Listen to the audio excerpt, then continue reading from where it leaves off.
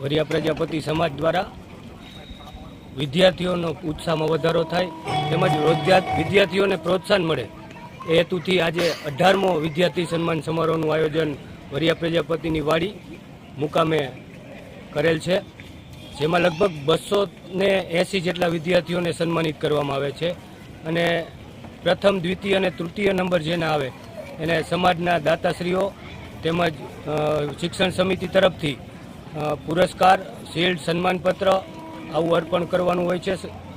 Shield, સન્માનપત્ર આપી અને સન્માનિત કરતા હોય છે. સાથે સાથે રમતગમતનું પણ આખો દિવસનું આયોજન હોય છે, જેમાં પણ જે વિદ્યાર્થીઓ જે શિક્ષણમાંથી બાકાત રહી ગયા હોય કે જેનો નંબર ન આવ્યો હોય ભણવામાં, એ વિદ્યાર્થીઓને રમતગમતમાં નંબર આવે એ હેતુથી આખો દિવસનું આયોજન હોય છે. અને છેલ્લા 18 વર્ષથી શિક્ષણ સમિતિ થાનગઢ કાર્યરત છે. સમાજના સહયોગથી લગભગ 1000 માણસોની મેદની વચ્ચે વિદ્યાર્થીઓનું સન્માન અહીંયા થવા જઈ રહ્યું છે. નમસ્કાર, હું સપના પ્રજાપતિ. આજે હું વાત કરવા માંગુ છું વરિયા પ્રજાપતિ સમાજ દ્વારા થતા વિદ્યાર્થી સન્માન સમારોહની. આજે અહીંયા વરિયા પ્રજાપતિ સમાજની વાડીએ વરિયા પ્રજાપતિ સમાજ દ્વારા જે વિદ્યાર્થી સન્માન થાય છે તેનો કાર્યક્રમ છે. આજે 18મો વિદ્યાર્થી સન્માન સમારોહ છે, એટલે કે છેલ્લા 18 વર્ષથી વિદ્યાર્થી સન્માન સમારોહનું આયોજન કરવામાં આવે છે, જેમાં ઘણી બધી રમતોનું પણ સ્થાન હોય છે.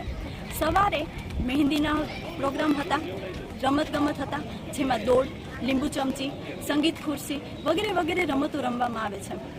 અહીંયા વરિયા પ્રજાપતિ સમાજ દ્વારા બાલસભાનું પણ આયોજન કરવામાં આવે છે, જેમાં દર રવિવારે બાળકો માટે બાલસભાનું આયોજન કરવામાં આવે છે, જેનો મહત્વનો ઉદ્દેશ્ય શું છે કે બાળકોમાં સામાજિક જે દ્રષ્ટિ હોય છે તે સુધરે, તેમનો માનસિક અને શારીરિક રીતે વિકાસ થાય છે. વરિયા પ્રજાપતિ સમાજમાં એક બેન છે, ભૂમિબેન વામજા, તેમના દ્વારા 50થી વધારે મહિલાને ફ્રીમાં મહેંદી શીખવાડવામાં આવે છે. છેલ્લા મહિનાથી તેમ મહેંદી શીખવાડે છે અને આજે મહેંદીનો પ્રોગ્રામ હતો, જેમાં 40થી પણ વધારે બહેનોએ મહેંદીમાં પાર્ટિસિપેટ કર્યો હતો, જેના પણ નંબર અહીંયા દેવામાં આવે છે.